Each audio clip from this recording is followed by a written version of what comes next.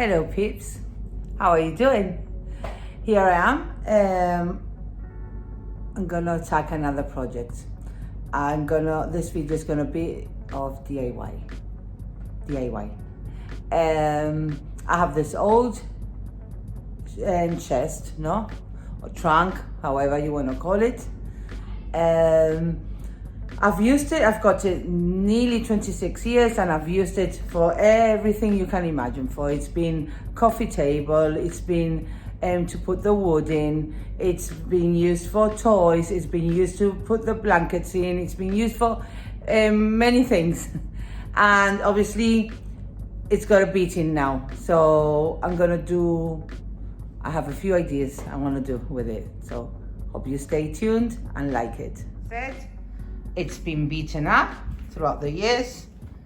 Look, it's well beaten. All around it's wood. But the top has like, I don't know, something like this little pieces of paraline or something. Yeah? So I'm gonna do decoupage on the top. That's my idea. And this is all broken, so I have to get like new hooks and stuff. But look, it's a very good, spacious place.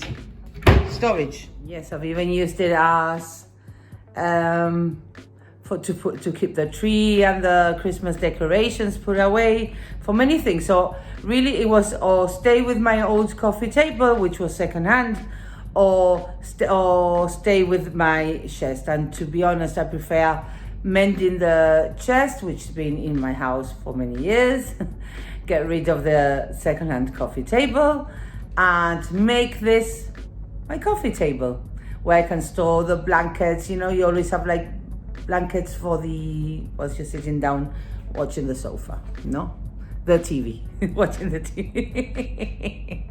Well, here it goes, okay?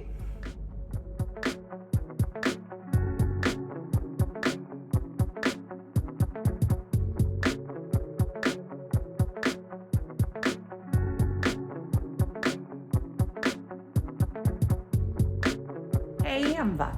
Mira, I've had a little dilemma because I realized that at the end of the day, after all, it's not complete wood anywhere. It's very old. So basically I think it's a different type of press what they used before, because even my friend has stayed surprised when I've showed her the photo and I said, look, I cannot sand it down, right? Because it's like, when I sand it under the thin layer, it's like cotton. This material is so weird that I've decided to do one thing, because I do anything I can or it's trash. And I do not want to trash it. So what I've done, I've given it, I stripped it down with white spirit as much as I could. It's been, through the years, I've waxed it a lot, So basically I've removed all the polish, and then I've given it one layer of the metallic paint, and it doesn't look that bad. I have to wait for it to dry, obviously.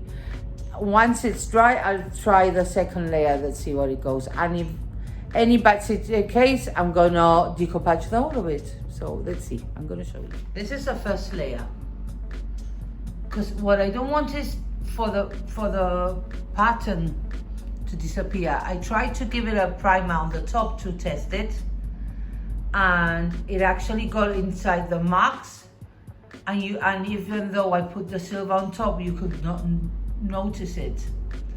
It didn't look that nice. So I'm gonna wait. I'm not gonna lose anything in trying.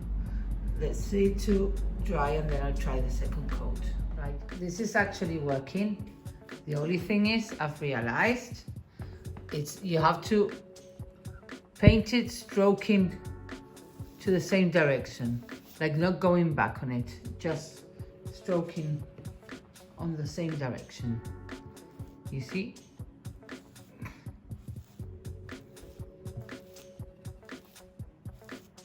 Stretch it properly.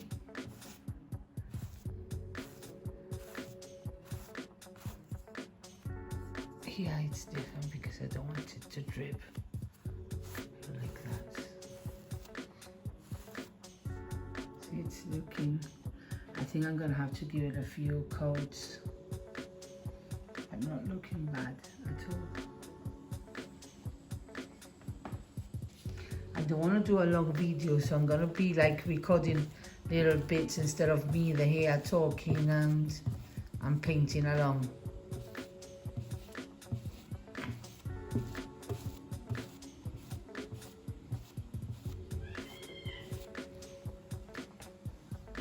This is the third coat. It's starting to look now cool. I've had to put it on top of the island because the girls are here up and down, and one of my girls has scratches because she hurt her ligaments. So it's safe up here. Look, it's not looking bad, eh? Actually, you can still, if I focus, you can still see a bit of the under the color I had before. But tomorrow, the fourth coat, it will look great. Hey peeps, one thing, remember, after a minute of painting, just pass the dry brush to make sure you don't have any drips. Sometimes you might over put paint and then there's drips. So this is looking great. I think this is the last coat. This is the last coat. It's looking great. Hi. A few days have passed and I've had to do a few things off camera because I hardly have any place where to put the furniture to do it, and there's always a sound in the background, or my daughter's with the music or with the YouTube on, so and I don't want to get copyrighted. So basically I got the furniture, I've put a bit of wood fill on it after I painted it, I sanded it, wiped it clean again, and I've also given it a primer so that, because the background of the material I'm using is white, so if I would have left it in the dark wooden piece, the dark wood would have come through the material and the flowers wouldn't have popped. So right now I've done all that I've told you, and I've also put a coat of PVA glue. That's what we use here in UK. Gibraltar, I'm from Gibraltar, but it's a British colony. But if you are from America, I think you use the Mod Podge. And I'm going to show you all how to decoupage. I'm going to put the decoupage on top of, like in the lid of this chest. The thing is, the problem I have, the chest is a bit carved. And also, even though I put the wood fill on it and all, I realized the more I sanded the piece, as I mentioned previously, it is not wood. It's got like a little thin layer of pretending to be wood. I realized it was shipping more, and it was, and anyway, that it's got like a few bumps which I could not fix. But in the end, I know it's gonna look nice. I don't care if you see a little bump or not. It's my furniture for me. So as long as it looks nice as before and I don't have to throw the piece, I'm happy with that. You see?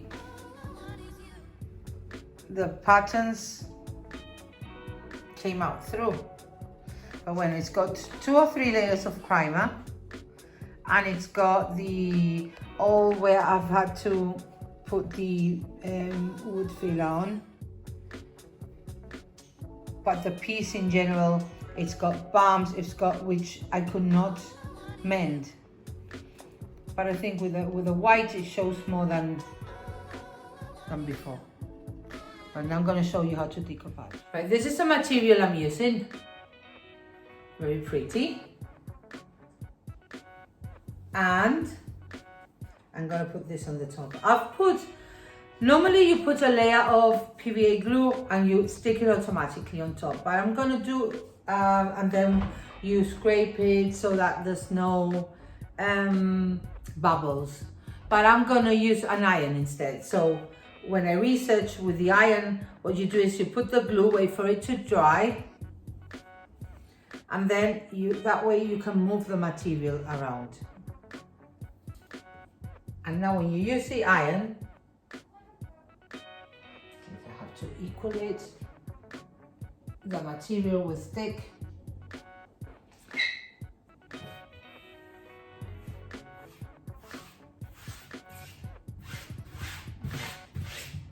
Oh, I forgot. I need to give it more room on this side, because this side I'm rubbing under. The glue wasn't totally dry.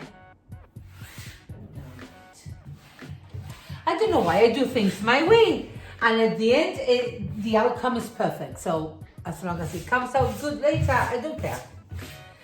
And I think you should all do the same, like not worry too much, you know, don't do your heads in too much. You'll see how you'll have a pretty outcome. Now, this has no bubbles actually, but I'm gonna use the what I told you. The iron. Hold on. Get a piece of baking paper. In case the glue pops up, it won't go into the iron. Get the iron. This is a traveling iron I've got for many years. And to be honest, as I never travel, I've never used it. I have not used it.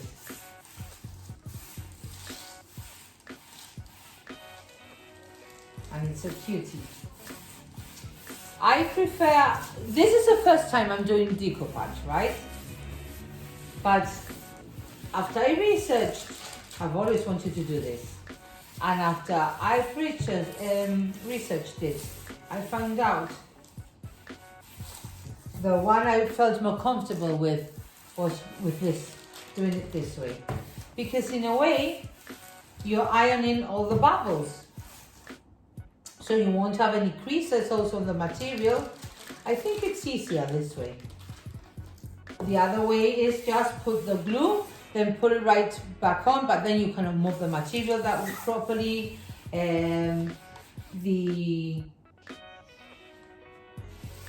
Also then you have to be scraping and scraping so that you don't leave any crease. So I think this way is actually better. I'll show you now. Just carry on doing like this, hold it for a while so that the glue heats up and sticks the material.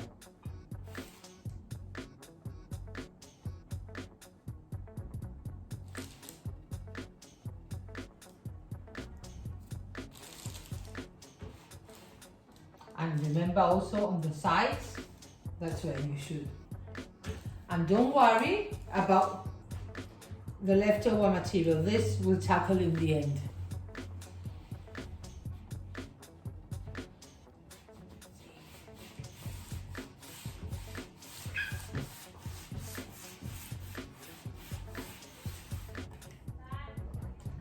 Here, I've done all, this is perfect now. You see, not a crease, no nothing. Just remember to check, you see, this is glued already there. Now I'm doing the side, so basically, put it here, a little bit a few seconds on to make the glue heat and stick. And don't worry because attachment paper won't get stuck.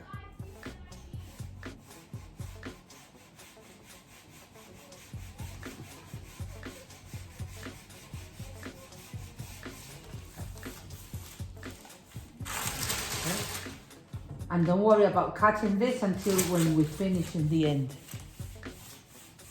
Basically, don't worry about nothing. Just do it.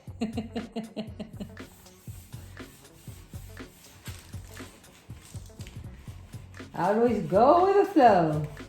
I go with the flow. There it is. You press. You press. I'm very happy how this is going, eh? And I love the material it shows because my sofas are teal. So, and I want to put like decorations in silver and pink for Christmas. So basically this had like a very pastel pink, and this, even though it's not the same color as the sofas, but it does have it does look like the same color. And I want to give it like a little classic look. That's why I painted the chest in silver. There again. To be patient with this thing. And I will do all these things quick also. I don't have a space, and I have a patio there, which, when it's not really a patio, it's where we all pass by. All my neighbors walk through it, no? But it's always windy where I live. So weather-wise, in summer it's too hot to be out there, and in winter the sun is not there and it's always windy, so. Let's see. I'm gonna cover the brand, but this is the glue I used. If you are from UK, you use this, any PVA. But if you're from America, you use a Mod Podge. And this is a British version of Mod Podge. And for the primer that I used, really any paint, any chalk paint would have been good. It's just when you have a material with a white, if the dresser or whatever it is you're gonna put the material on is a darker color, then it will show, obviously. So I recommend that you use, if you're gonna put it on a white furniture, it's fine. But if you're gonna put a white background, always make sure you have a light toned. You can use any cheap paint will do. It doesn't matter what type of paint. And now I'm gonna pour this. Right, I've poured some glue in here, and now let's go. You put it on top. Go over the edge, so even though the material, you still don't cut this piece. If you have a leftover piece, you leave it handy. But it's good to put glue on top, so that it makes it easier to cut it later, right? And now you have to soak the material in good.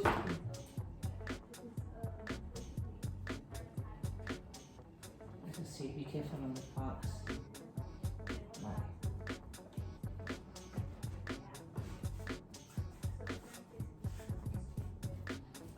That.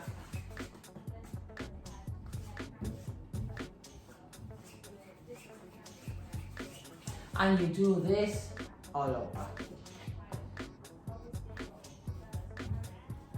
And basically, you apply it, you leave it drying, then you reapply it, you leave it drying, you reapply it again, you give it as many coats until you're happy with. This will seal the product.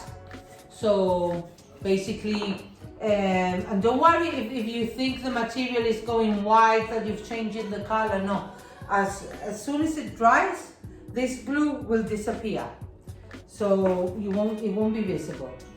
So you don't have to worry about that. And make sure you put it all over properly. And another tip is, the more coats you give it, I think you make a protection for when you spill something, especially this one that I'm going to be using it as my coffee table. So, and oh yes, before I forget, remember, after every layer of glue, leave it. If you have maybe one day or maybe a few hours, depending on the area you have it. Maybe I'm doing it inside the home, and here in Gibraltar where we live, the weather is very moist, so obviously it will take a bit longer to dry. Maybe you are happy, you're lucky and you live in a dry place, and it will dry off in a few hours. So you wait in between coats until each coat is dried before applying the other coat of glue, okay? So this is looking great. I just wanted to add, in the end, I went for sanding a bit. After every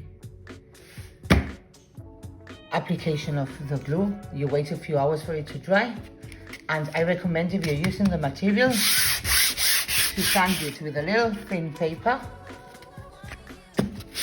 You sand it, and the reason you sanded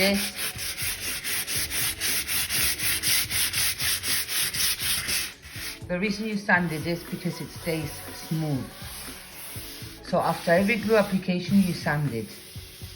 And then on the last, you put the glue application. I've given it already 4 or 5 applications of glue. I'm gonna give it one more, and then I'm actually gonna buy a product to seal it. So if something falls on it, some drink or something, the white will never go yellow.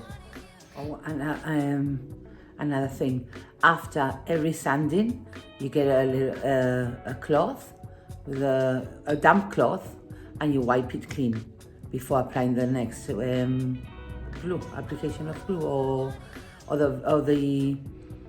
Sorry, it's too early. Of the varnish that you're gonna use to seal it, okay? So that's it.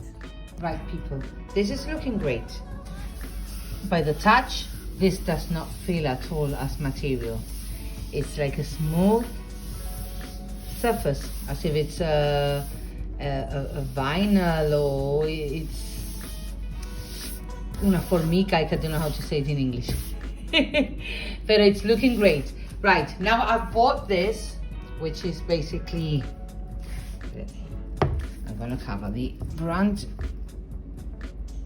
It's basically a durable, quick, dry polythene varnish.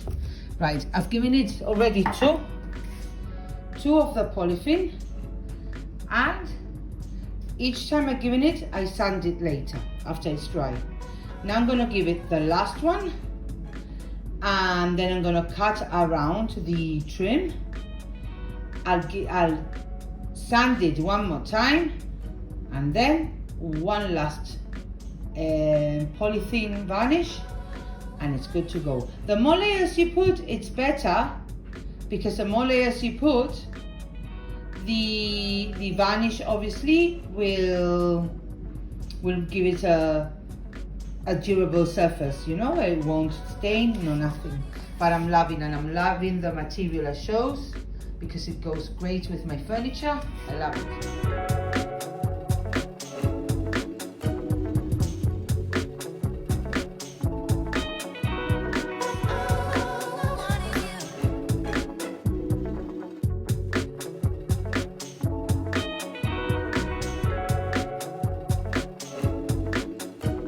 The outcome of my coffee table.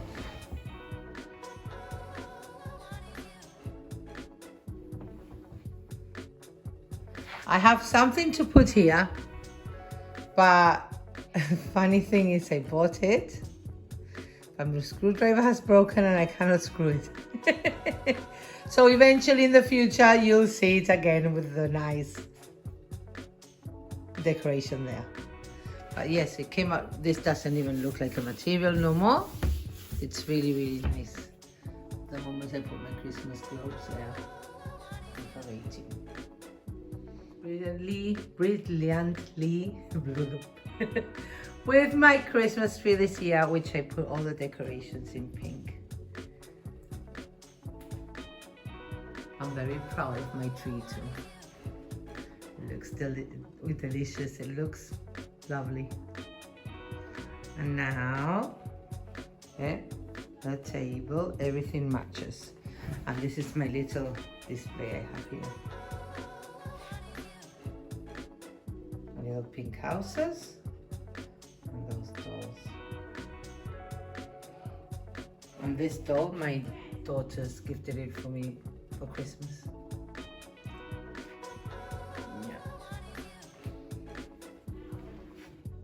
Hope you liked the video. Remember to like and subscribe.